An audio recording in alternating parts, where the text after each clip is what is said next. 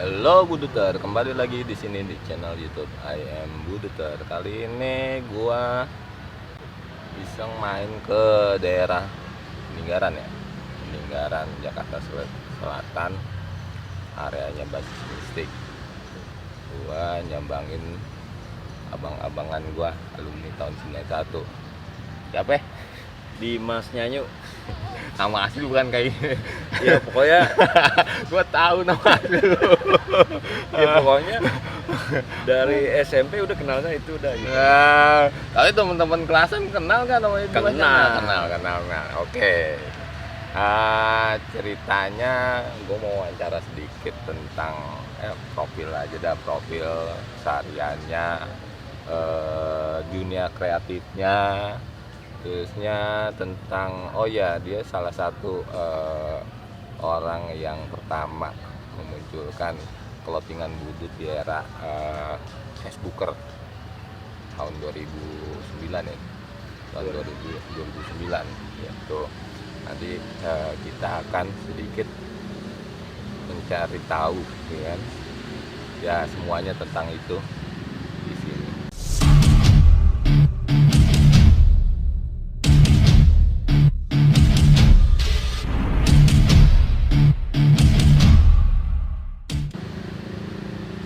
Halo Buduter, kembali lagi di sini di channel YouTube I am Buduter. Dengan saya Mbot, alumni tahun 97, dan bintang tamu kali ini adalah Dimas Nyanyu, alumni tahun 91 STM Negeri 1 Jakarta. Iya betul. Nah sekarang awalan aja dulu. Awalnya masuk ke budut itu ya ceritain aja lah, ya kan. Pertama tuh karena kita selatan loh, Iya. ya kan, selatan jauh sampai ke pusat, perjalanan juga jauh. Kok ada ya gitu alumni atau pelajar yang mau dari selatan itu sampai ke pusat, ya kan? Coba. Ya awalnya sih ya nggak kebayang jauhnya pokoknya. Dapat cerita nih dari temen ya kan. Dulu kan main sama yang lebih tua nih, lebih tua. Nah, dia itu ya sama hobinya suka gambar, suka coret-coret. Nah dia itu kasih masukan ke gua, Nyuk udah lu mendingan lu masuk STM aja, lu kan bisa gambar, bisa melukis, Ada bakat lah. ada bakat. Mending lu masuk STM aja. Nah tapi di situ belum tahu nih yang namanya STM budut. Iya. Taunya STM doang. Masuk tuh tahun berapa dulu? 89. 89. Nah, di sekolah itu ngobrol sama temen-temen ya kan. Kebetulan waktu itu tuh kelas 2 ya kan, mau naik kelas 3. Dari situ kita udah cari tahu nih tentang budut. Iya. Nah, di rumah itu kan banyak tuh alumni tua tuh. Daerah Peninggaran. Peninggaran deket-deket rumah. Ternyata Yang banyak mulai anak dari budut. banyak anak budut, mulai dari Hastama. Oh, Ya sekarang sih udah pada keluar dari Peninggaran semua. iya. Nah, itu jadi kita cari tahu kayak gimana sih di budut itu gitu. Apakah itu yang ente liput pada saat itu? Pada yang di konten apa sih budut, kenal nggak Eko Babe yang orang tua? Oh, bukan. Itu bukan alumni budut. Bukan. Oh, orang lain. Orang lain. Oh, iya. Jadi kita nih tanya sama yang sekolah di situ, waktu itu masih sekolah, sama yang alumni tua. Alumni tua kita pengen tahu nih, mulai dari Hastama, STM 4 ya kan, sampai yang STM 1-nya nih. Iya. Kita cari tahu. Ternyata wah asik juga ya kan. Asiknya kenapa? Karena cocok nih sama apa yang gue bisa nih, bakat yang gue punya kan. Tapi gitu. nggak cerita tentang masa ributnya nakal? Enggak. Ketemunya sama alumni yang tua kan, Iya, yang yang belum tua. ada cerita tentang tawuran atau apa. Dia nggak pernah cerita. Iya tuh. Jadi lempeng aja oke. Gitu. Iya, oke. Akhirnya kebetulan di SMP itu ada temen yang masuk sana juga, STM 1 juga. ya udah. Nggak pilihan lagi itu di era ente itu rayon itu emang milih kan kayaknya 3 pilihan ya. Tiga 3 pilihan. tiga kan? pilihan waktu itu. Hmm. Pilihannya pertama itu dulu STM pembangunan, Oh, lu ngambil itu. STM pembangunan, kedua STM penerbangan, Hmm. STM kapal, ketiga baru STM Budut. Lah kebalik dong. Karena gini, kenapa gue bisa milih dapatnya di Budut kan Nah, kenapa ada di sini ada penerbangan gitu kan? Beda waktu gua memang dibilang udah orang tua ngeliat udah apa namanya gambar bagus kali aja jadi arsitek ambil STM aja. Pada saat itu STM cuman yang negeri itu yang kelihatan dan bener-bener itu cuman di pusat kan. Kalau untuk selatan kayaknya nggak ada, cuman ada SMT itu penerbangan. Itu gua nulis tuh satu semua, ya kan? Jadi gue masuk satu, kalaupun nggak ada ini gue nggak ada alternatif ya gue keluar gitu kan. Nah, dia masuk terus. kenapa akhirnya dapat di Budut? Nah, karena kalau di STM pembangunan, STM penerbangan, name-nya gede, harus punya name gede. Itu rata-rata 40 ke atas, Iya. sedangkan name gue kan di bawah 40. Iya, dulu kayaknya gue 38 kan. Nah, akhirnya dari situ juga belum apa, waktu Mas dapat di Budut itu belum ada jurusan, waktu itu belum milih. Oh, Nah, setelah seleksi kan kalau otomotif itu lebih gede namanya. iya. Nah, kebetulan bangunan tuh lebih rendah. Akhirnya gue masuk bangunan, milih bangunan. Oh, pemilihan pada saat itu ngeliat juga gitu kan. Iya. Udah buka. Nah, ini aneh nih. Di sisi lain abang-abangan atau apa, wah, lu punya bakat gambar. Condongnya kan pasti larinya ke bangunan, ngebayangin tuh. Sorry ada iklan.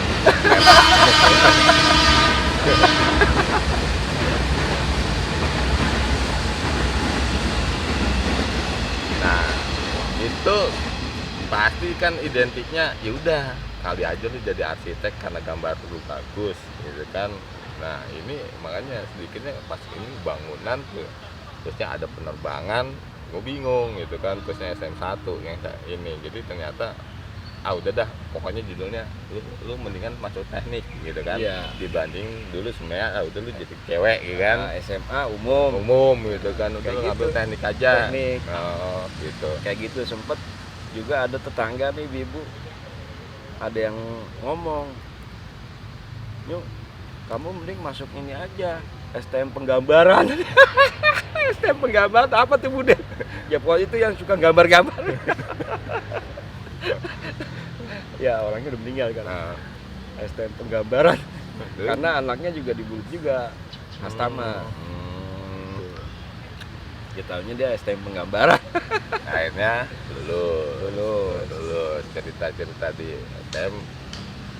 Nah, cerita di STM lempeng-lempeng aja. Nah, ini menarik nih. Jadi waktu pertama ngeliat pengumuman tuh di Budut, itu ada abang-abangan gua tuh 2 tahun di atas gua.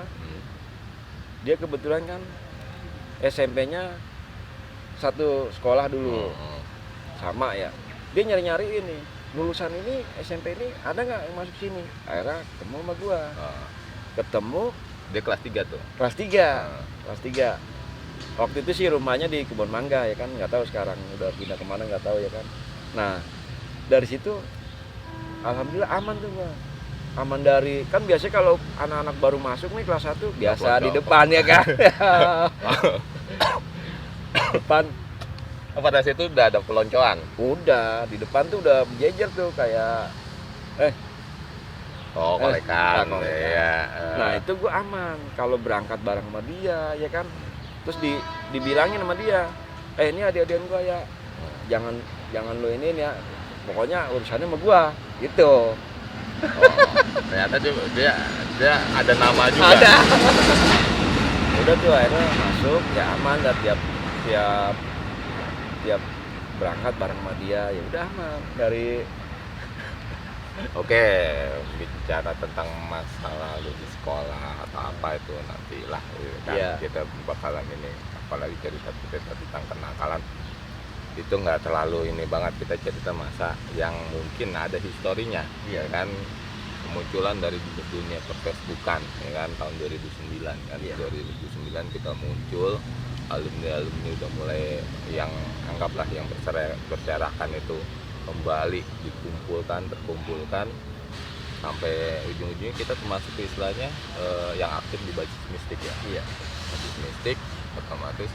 Nah, balik lagi nih cerita tentang, ya sebenarnya ini konteksnya lebih condong gua ngangkat tentang dunia perclothingan di Budut, dunia perkaosan, dunia desain, dunia yang mungkin orang tahu, ya kan.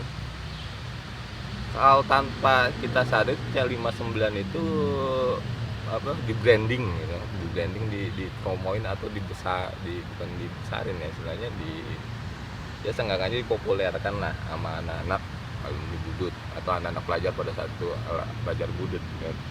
Nah, cerita tentang itu kan akhirnya muncullah kita era tahun 2009 baru muncul kaos lagi ya.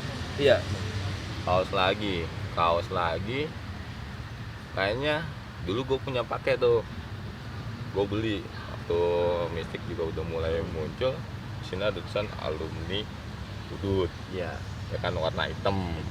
Terusnya kita sempat pakai waktu kegiatan bakti sosial ke Situ Gintung. Yang banjir. Donasi, ya kan, donasi. Nah, itu ternyata lu yang buat ya? Iya, betul. Gue lupa. Waktu itu bareng masih siapa, David Trip ya? Kayaknya. Iya. Oh iya, yang si ini ya, si apa? Adenya si ini kan. Nah, itu. Nah, akhirnya brand muncul kita punya konsep di situ clothingan. Iya, ya kan. Gue nggak tahu tuh apakah gua atau lu tuh, kalau nggak salah udah kita bikin Budut Shop. Iya. Yang Budut Shop yang akhirnya lu yang megang nih. Iya. Nah, cerita tentang Budut Shop itu, ya kan, lu ceritain deh, ya kan, sedikitnya, ya kan, sejarahnya atau apanya lah. Ya, sebelum gue bikin branding Budut Shop itu sebelumnya emang gue udah main di kaos, tapi untuk umum. Waktu itu ya gue diajak sama Bang Begeng 806 sama almarhum Adam 806.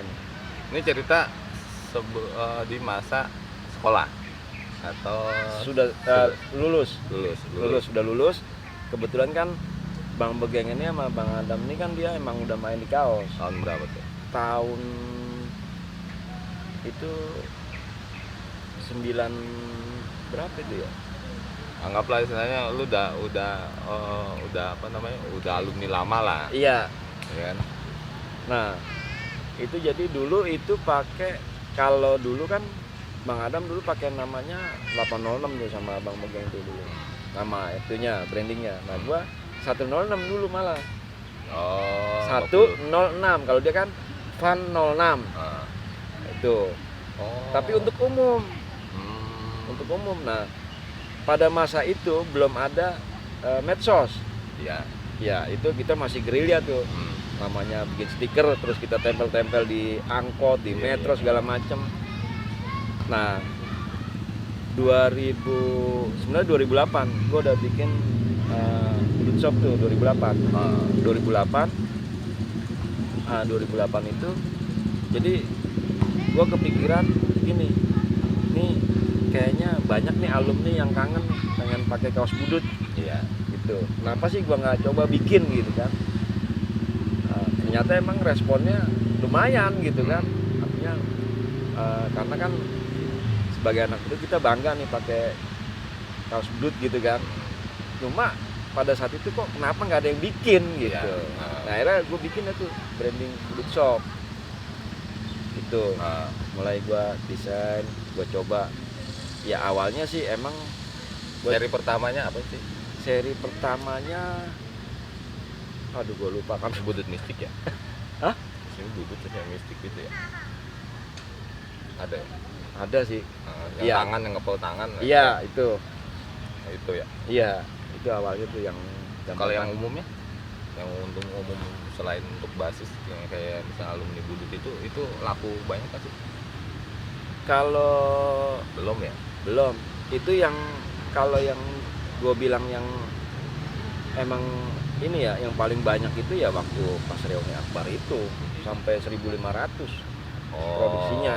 Termasuk karena istilahnya ya di hire lah. Iya. Bukan di monopoli. Bukan, istilahnya iya. Iya. Karena kan emang kebetulan sama panitia. Karena kebetulan kan emang desain itu kan dari gua. Nah, desain karena pengajuan desain dari Iya.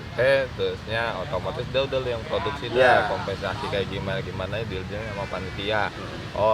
Ini salah satu orang yang ngedesain dan juga produksi seri reuni akbar Budut 2010 yang gambar sekolahan. Iya, gedung sekolah itu. Sekolahan ya, warna hitam kan identik dengan coklat kan. Iya, sepia tuh Pak, ini Iya, di sepia. itu kartun berapa? Waktu itu 24. 24. Iya, karena waktu itu yang lebih orang lebih condong tuh ke 24, 30 kayaknya belum main 30. 2009 masih adem Jakarta. Iya, masih adem karena panas orang. Milihnya ke 30S. Itu sablonnya apaan? Itu waktu itu sablonnya masih rubber. Rubber ya belum Belum ya kan? belum aneh-aneh. Sparasi atau apa? Enggak, itu cabut warna atau apa? Udah ngeblok aja. Waktu itu main di ini Sparasi. Sparasi udah masuk Iya, Sparasi. masuk Sparasi. Itu lumayan agak rumit ya karena kita harus nyesuaiin bener-bener warna sama sama desain nih, dari warna sampai istilahnya keakuratan tuh gambar, karena kan itu karena Sparasi kan masukan dia. Nah itu bertahan berapa lama Budut Shop?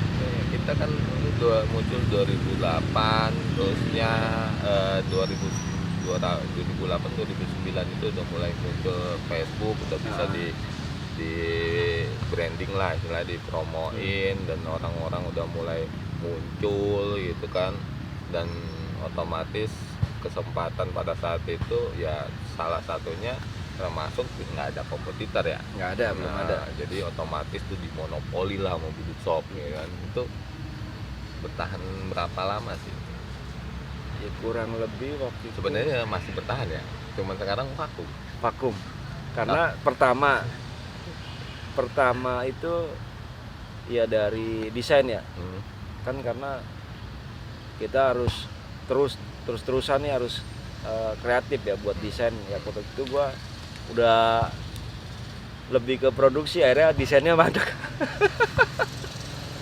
Itu masalah clothing emang kayak gitu larinya. Akhirnya ya udah gua ini udah close aja dulu dah gitu, istirahat ya kan, kita kasih kesempatan sama yang lain karena yang lain ini udah mulai muncul kan. Tapi hilangnya berapa? Hilangnya di tahun berapa ya? Kayaknya 2000 berapa? Kayaknya 2000. Enggak, lu bertahan 2009 2010. Gua muncul dengan Oblong Jakarta. Iya. Terus muncul dengan Kiopik ya kan. Nah, itu mah kompleks lah ya kan. Akhirnya kita juga mendem semua. Ya, seleksi alam bukan kenapa-napa. Emang gampang jualan di Budut? Enggak, mentalnya kudu kuat. Jualan baju Budut tuh mentalnya kudu kuat, yang jualan gitu kan, yang produksi aja lempem kan. Ya apalagi sekarang kompetitornya banyak ya kan. Betul. Itu yang main satuan. Kemarin Budut Shop belum ada branding ya, belum ada label ya. Belum Ada. Cuman sebatas iklannya ya ini Budut Shop ya. Iya. Label belakang juga nggak ada, belum. waktu itu sempat ada cuma sebentar doang Ya. Oh gitu. Nah, cerita tentang clothingan, cerita tentang dunia sablon, atau cerita tentang masa ini yang ente tahu ya kan, ya kita ngalamin lah. Ini bicara balik lagi tentang kenapa sih salah satu brand gede di Bandung itu kayaknya berasa terangkat dengan dunia perkawasan pelajar, yang terutama di motori kali ya, atau di ini nama anak Budut gitu kan. Nah menurut di sini gue juga termasuk ingin tahu gitu kan sejarahnya. Gue alumni tahun 97, gue juga udah ngerasain, baru aja duduk gitu kan, belum seminggu itu udah ada yang keliling tukang kaos, Iya. kakak-kakak kelas. Lu anak mistik ya, gitu kan, lu anak 806 ya, udah ngeluarin desain nih, lu ikut, nama lu siapa, daftar tanpa kita harus istirahat untuk melihat atau gimana gini udah lu daftar kan. Pokoknya setiap hari lu harus store sekian Iya. kan. Gue lupa store berapa, apa 100 atau 1000 tuh, 1000 store sampai terkumpul total segini, baru diproduksi, baru kita tunggu dah tuh. Ada yang bermasalah, Biasanya ada yang berhasil juga, kaos gitu kan, ada yang pengennya mereknya ini, ternyata berubah mereknya ini. Nah, di tahun 89 yang ente masuk kelas 1 gitu kan, sampai sekarang ente juga masih bergelut di dunia clothingan ya, walaupun udah nggak masuk ke ya vakum di budut gitu kan. Ini cerita mungkin imbas dari terasa kita ngalamin itu, akhirnya kita udah gue jadi tukang sablon kayak gimana gitu kan, atau gue main clothingan. Tahun 89 tuh udah ada nggak sih? udah ada. Jadi waktu itu ya sama kayak gitu. Jadi ada abang-abang kelas nih nawarin gitu. Mungkin kan di kelas kita tuh ada istilahnya yang satu basis sama dia kan. Udah tuh nawarin. Nah, ini waktu itu kan belum ada handphone. Iya. Jadi Gambar kan? Gambar di kertas. Ini Iya. desainnya nih Iya. kayak gini. Kayak Oh. gitu. Harganya berapa? Sekian. Ya udah, kalau mau ntar lu tiap hari store sekian kumpul. Nah, waktu itu sempet juga bikin kaos kelasan. Iya, pasar. Nah, kan bangunan waktu itu kan. Waktu itu gua di B4 ya kan. Nah, sempet. Nah, cerita tentang waktu itu kenapa sih anak-anak sekolah atau kita bicara di budut nih condongnya ke Bandung. Iya. Nah, karena memang pada saat itu yang punya nama, yang istilahnya anak-anak sekolah itu kebanyakan memang bikinnya di Cilemas Bila. Karena dari pertama nih kualitas kaosnya, terus sablonannya, ya waktu itu yang paling bagus ya dia. Oh, jadi gini, tanpa sadar sebenarnya anak budut itu orang dibilang stylish dan branded kan. Dia itu sebenarnya mengedepankan kualitas. Jadi dia tahu nih, ini bahan itu bagus atau enggak. Iya. Kan dia tahu nih sablonan ini bagus atau enggak. Dia tahu nih kalau yang di Jakarta mungkin nggak ada, ya kan, makanya dia tahu nih kalau di Bandung itu ada vendor produksi yang bagus kaos gitu kan, salah satunya brand itu kan. Nah itu mungkin dari situ ya. Iya. Kan? Makanya waktu itu gue sama Bang Adam itu sama Bang Begeng itu kan sempat waktu itu kan bolak-balik Bandung, ininya di sana kan produksinya. Dan pakai nama itu cabang Bandung, padahal di sana juga nggak tahu. Istilah kita pokoknya ya terserah ente dah, kata yang di sana, ini Bandung terserah mau pakai cabang sini juga nggak apa-apa gitu. Nah itu cabang Bandung itu menjual banget pada saat itu. Oh, karena jauh. Udah jauh karena mereka juga tahu waktu itu, udah tahu kualitas kaos sama sabunnya emang bagus dari sono. Oh gitu, walaupun Gitu. di cabang Jakarta ada. Belum, waktu itu belum ada. Oh, belum ada. Belum. Jadi memang Masih- benar-benar C59 Bandung nih. Iya. Belum muncul yang C59 Belum. Radio Dalam nih. Belum. Oh, belum. Belum, waktu itu masih Bandung, mainnya ke Bandung bolak-balik gitu. Jadi istilahnya kita pakai nama cabang Bandung aja orang udah wah ini ininya udah kesono aja gitu. Gitu. Itu Itu yang ente inget itu desain pertama kali yang ente pesen order sama kakak kelas yang gambar apa? waktu itu Ingat nggak? Kan Ya, ikutan istilahnya, ikutan bikinin kaos lah. Lupa ya, banyak banget sih maksudnya. Kalau yang untuk apa, untuk kaos kelasan waktu itu sempet bikin yang gambar apa tuh, eh, kartun ya, itu yang gambar bis. Oh, Enggak, bis itu udah di situ bis itu pokoknya ada yang keluar dari jendela ya kan, ya itu Tapi bagus. lumayan. Enggak, istilahnya bener kartunnya itu hidup. Iya, Hidup. Ya kayak misalnya kayak kartun yang inilah gitu kan. dia karikatur Kayak gitu. bagus, nah. Bukan yang istilahnya ecek-ecek gitu Enggak. Enggak kan. Oh, Itu. Terus waktu itu juga pernah bikin tulisannya Wilhelmina School 1908. nah, ente kelas 3 atau ente kelas 2, ente ikut jualan nggak? Bikin kaos kan? Kalau jualan sih enggak, kita kan ingin ke anak-anak, ke adik-adik dari kelas gitu kan. Jadi lu ikutan gantian gitu kan. enggak, waktu itu enggak ini. Nggak ada kepikiran kan Nggak. itu. Malah selepas alumni baru. Iya, Oh, tapi mainnya di umum. Di umum. Bukan di ini.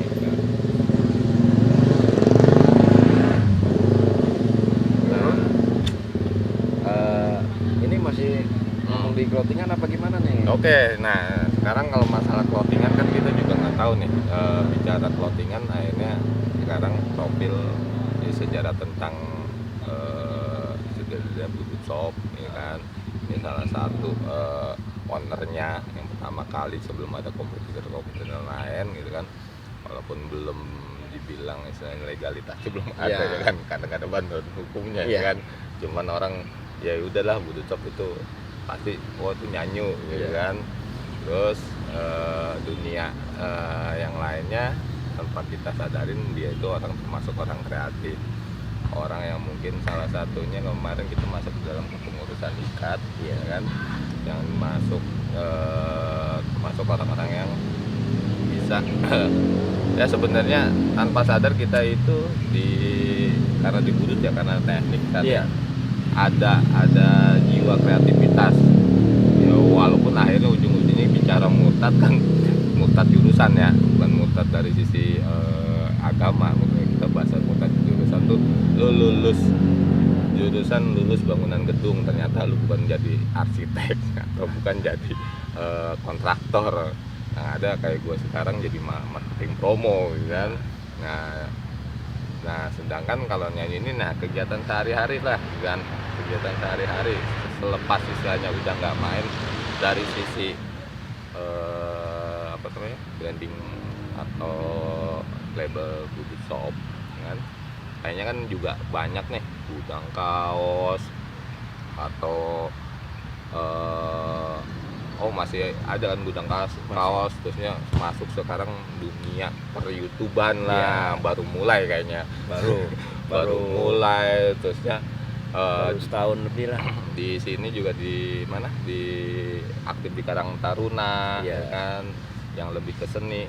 Ya udah, gue pengen tahu aja, ceritain aja gitu kan, kita bisa mungkin dari penonton gitu kan, dari pelajar atau siapapun budikat yang lainnya tertarik, terinspirasi lah gitu.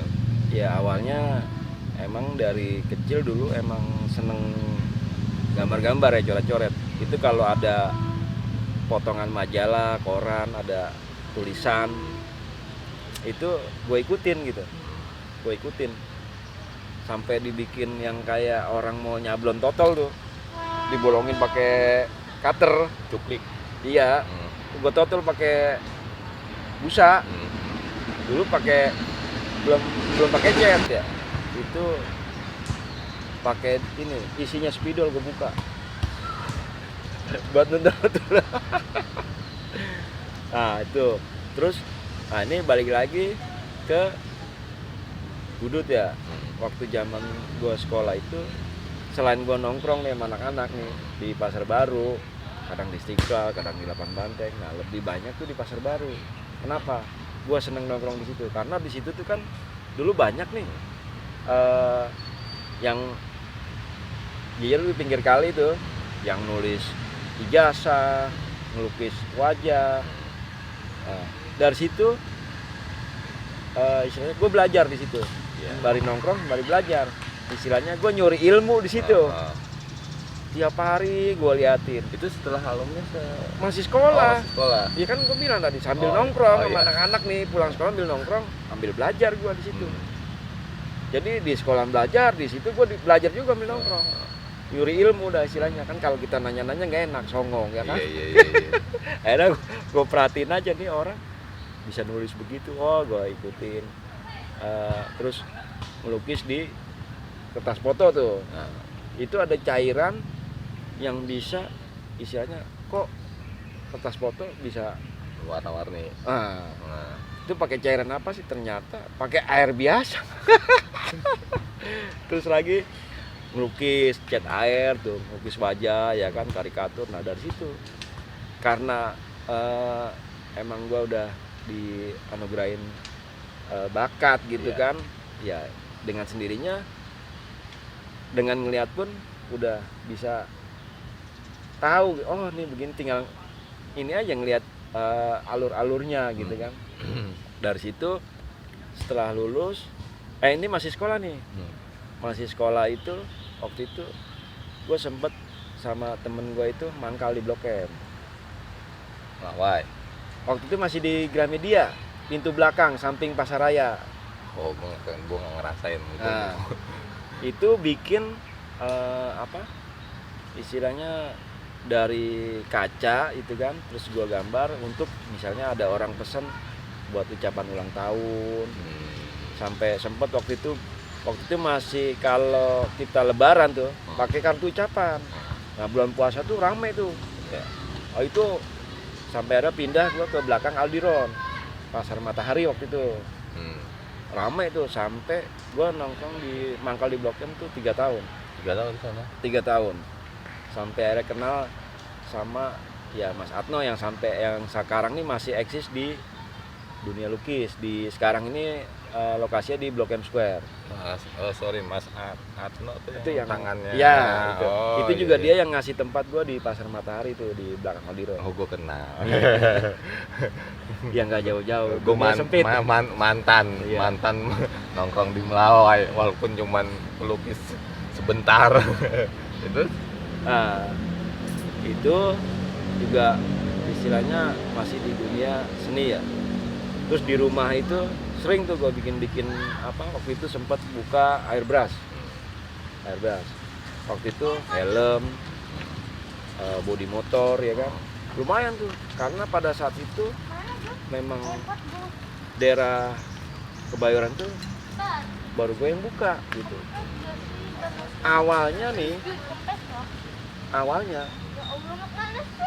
gue dikasih tahu sama temen, lu di daerah Joglo di bengkel Vespa ada yang lagi airbrush. Kalau lu mau ngejar, gue tongkrongin seharian. Gue pengen tahu caranya airbrush itu apa sih. Akhirnya gue tongkrongin. Akhirnya gue kepikiran, gue punya modal, gue beli alat ini.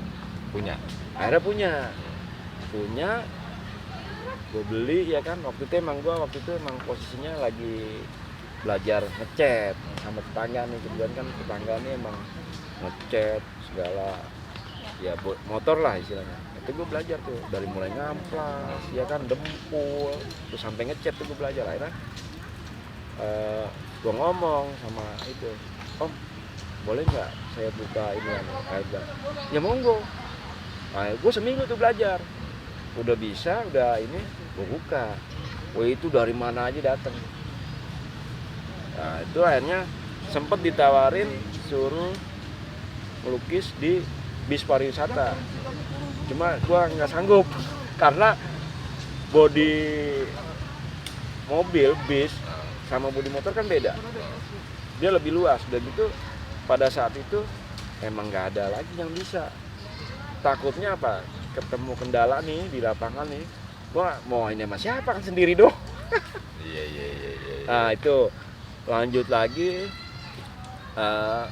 itu gue setiap tahun itu selalu nerima nulis ijazah dari sekolah-sekolah. Oh, Menulis kaligrafi. iya, menulis bagus lah. Iya. Ya, Latin. Itu lumayan tuh. Ya Oh, kan? masih berlanjut. Masih sampai sekarang, cuma tinggal satu sekolah doang. Sekolah itu sekolah PKBM ya, sekolah malam tuh. Nah, Masih, kalau yang lainnya udah nggak sanggup, masalahnya sekarang juga kayaknya pakai biasa dah kalau ada yang pakai ya tulisan biasa doang, karena gurunya doang. sekarang ijazah itu nggak begitu ini kayaknya. Tulisannya ada yang gue lihat tuh ya segitu apa seadanya aja tulisannya. Kalau kita kan dulu lebih ke ini ya, Lebih ke menghargai ijazah gitu. Ijazah dengan gaya apa namanya? Tulisan kaligrafi. Frame-nya aja udah ukiran gitu kan. Kertasnya juga tebel. Iya. Kalau sekarang keplek-keplek. Itu. Terus nah ini balik lagi ke dia sedih dan desain grafis ya, desain grafis nih. Fotografi kayaknya lu moto-moto Iya, moto sempet banyak model-model pelajar STM, walaupun dulu kita kan udah 2009 udah perubahan SMK kan banyak ini tuh perempuan ya, yang jadi cewek-cewek model. ya kan, anak-anak budut banyak ya, pelajar-pelajar budut yang cewek-cewek tuh ya. Nah itu awalnya gini, gua waktu itu sempat ngilang ya kan dari ruang lingkup budut. Nah itu gua diajak sama temen masuk komunitas fotografi. Iya.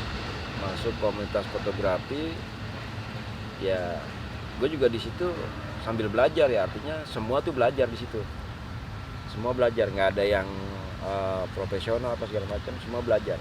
Jadi nah di situ enaknya gitu, jadi nggak ada yang merasa senior junior gitu. Kalau kita nggak tahu nanya gitu, kita sharing di situ. Nah enaknya itu di situ udah kayak keluarga gitu, di komunitas itu, komunitas fotografi itu.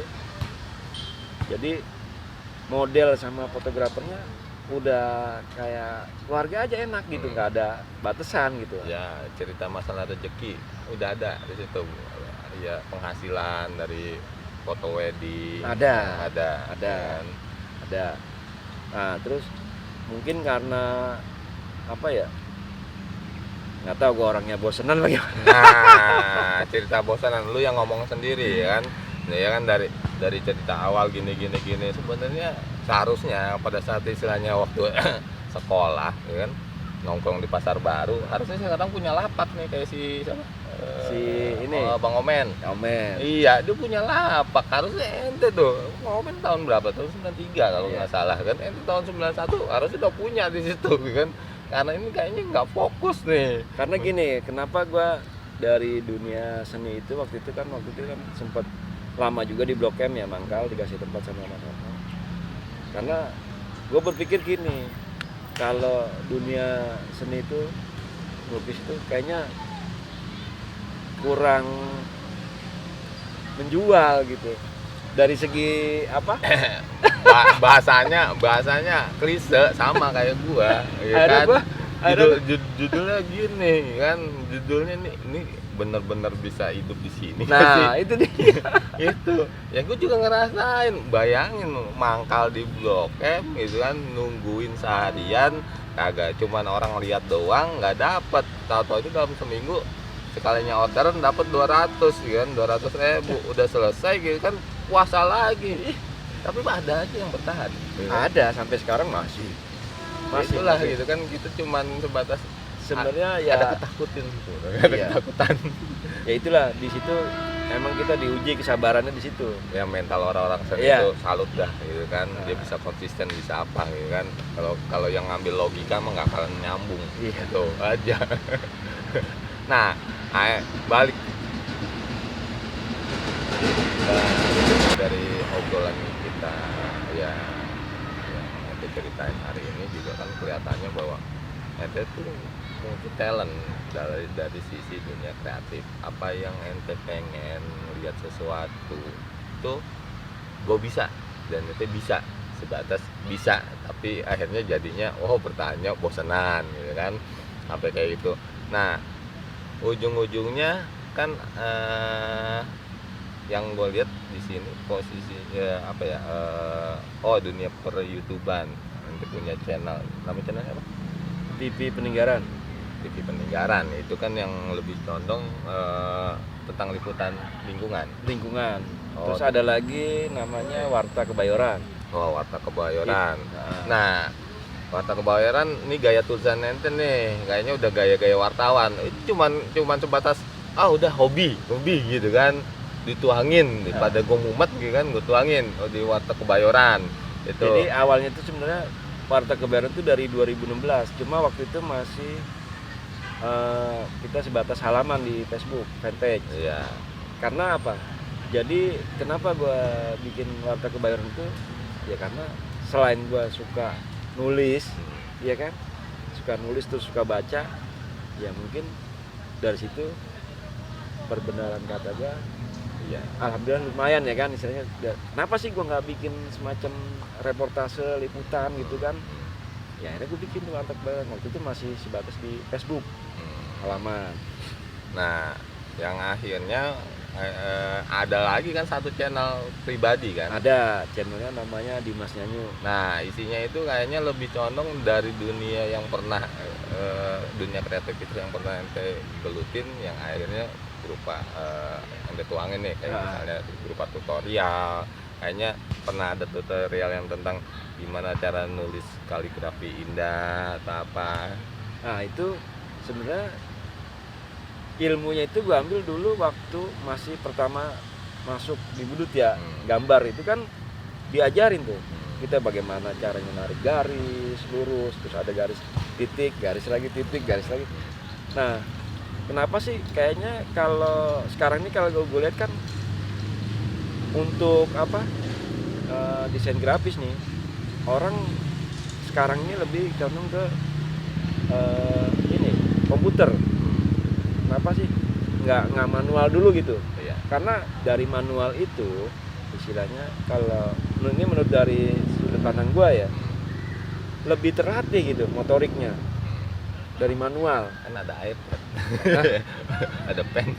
Nggak, maksudnya kan gini, kan nggak dari dunia desain grafis kan nggak melulu harus di komputer atau handphone. Kan kalau misalnya kayak waktu itu sempet kontrak ya, dekorasi waktu itu, dekorasi di mall-mall itu kan perlu ke lihaian tangan. Iya. Mulai dari kita bikin sketch, ya kan, terus caranya narik kuas gitu kan, sampai istilahnya kita ngoplos warna nih. Itu kan dari manual itu, maksud gua itu bisa melatih motorik sama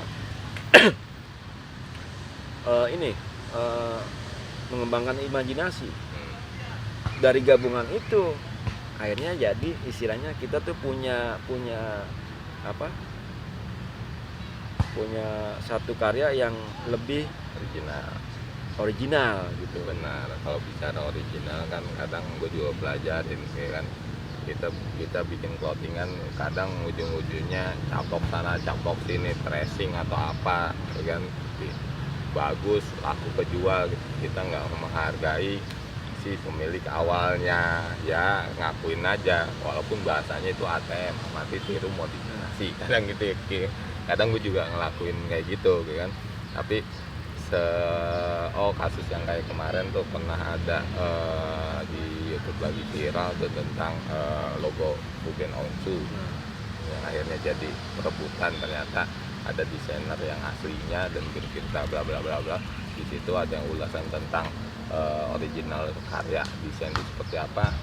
Gue ngikutin sampai akhirnya gue berpikir gitu kan, iya ya, kalau kita main bahasanya dari sisi komputerisasi kan, digital, ambil dikritik gitu kan, kok pecahin kan, pecahin apalagi yang udah free gitu kan, otomatis kadang nongol semua, tinggal kita tracing gampang. Ternyata tanpa sadar itu juga sedikit-sedikitnya harus ada izin lah kan. Nah, apalagi berbau logo itu, kalau gue nggak masuk ke dunia itunya, tapi ya ujungnya kemarin sempat bikin desain, iya ya, originalitas walaupun kita ATM gitu. Untuk dunia seni, mungkin seni kata temen sih seni rupa lah yang istilahnya masih orisinal bisa ini. Tapi kalau seni-seni yang lainnya kadang ujung-ujungnya terinspirasi tapi nggak langsung ngeplek gitu kan, walaupun kita ngeliat gambar tapi kita sketch dulu, kita ambil warnanya. Jadi ada yang disebut, mungkin gue nggak tahu apakah disebut originalnya itu adalah pada saat kita nuangin, kita tuh nggak ngejiplak benar kan, tapi kita tuh nyeket walaupun mirip kan, tapi ada histori bahwa pernah ada terbuat dari tulisan tangan gitu kan, baru di tracing, baru diwarnain tuh ya kita. Ya, kalau bicara originalitas ya, semua itu kan mau baik itu pokoknya dunia seni ya, baik itu musik, terus gambar, itu sebenarnya ya semua juga pasti punya kiblat. Nah, cuma tinggal gimana nih kita nih modifikasi itu aja dari yang pernah misalnya kita lihat, kita denger. Kita modifikasi kayak misalnya di musik tuh kan ada istilahnya apa ya, kalau untuk ngoprek lah di aransemen ulang gitu. Walaupun lagu yang udah ada kita aransemen, kayak misalnya gambar nih, kita ngelihat gambar yang udah ada, gimana sih nih supaya ini biar kesannya nih itu karya punya kita, padahal tuh kita istilahnya boleh ngeliat punya orang gitu. Tapi ya dengan kita kreativitas kita modifikasi, disitulah istilahnya melatih kita. Nah, intinya kan sekarang kalaupun ingin tahu dunia kreativitas atau idealis seni, ya kan, si Mas Nyanyo ada channel khusus pribadinya, ya kan, kita bisa lihat di sini. Subscribe ya? Iya. Bantu subscribe. Udah berapa emang? 480 subscribe-nya. Kalau jam tayangnya udah lebih. Wah, jam tayang udah lebih 1000 jam. Udah lebih. Udah tinggal nunggu Subscribe-nya doang yang kurang. Untuk pengajuan monetes, Iya. ya kan. Isinya apaan sih? Selain tutorial. Jadi isinya ya ada juga sih tentang liputan. Jadi dunia budutnya ada gitu. Oh. Jadi gini, gue pesan nih sama, nah ini masuk closing nih. Closing Statement. Oke. Jadi gue pesan sama teman-teman semua nih, jangan pernah berhenti untuk berkreativitas, berkarya, karena apapun itu istilahnya, kalau kita tekunin, kita mau eksplorasi, itu semua akan ada hasilnya, asal kita mau sabar, ya kan? Kan semua itu melalui proses, ya kan? Ya intinya kita mau belajar, mau sabar, kalau mau ada hasilnya. Ya, tuh. Oke. Sedikit. Ya, cukup lama ya kita. Cukup lama. Oh, ngobrol bersama alumni STM 1 gitu kan. Dengan Dimas Nyanyo, alumni tahun 91. Ya, dia cerita tentang profil dirinya, kreativitasnya, tentang idealismenya, terutama tentang plottingan juga, yang mungkin gitu kan bisa menginspirasi kita semangat terus untuk berkarya. Oke, segitu aja. Bu Diter, gimana? Rasanya enak lagi. Masalah tadi dua. Ini aja, jangan lupa untuk subscribe channel ini. Oke? Thanks untuk buat tetap semangat bikin konten yang lebih bagus dan menarik. Oke? Seperti batu, itulah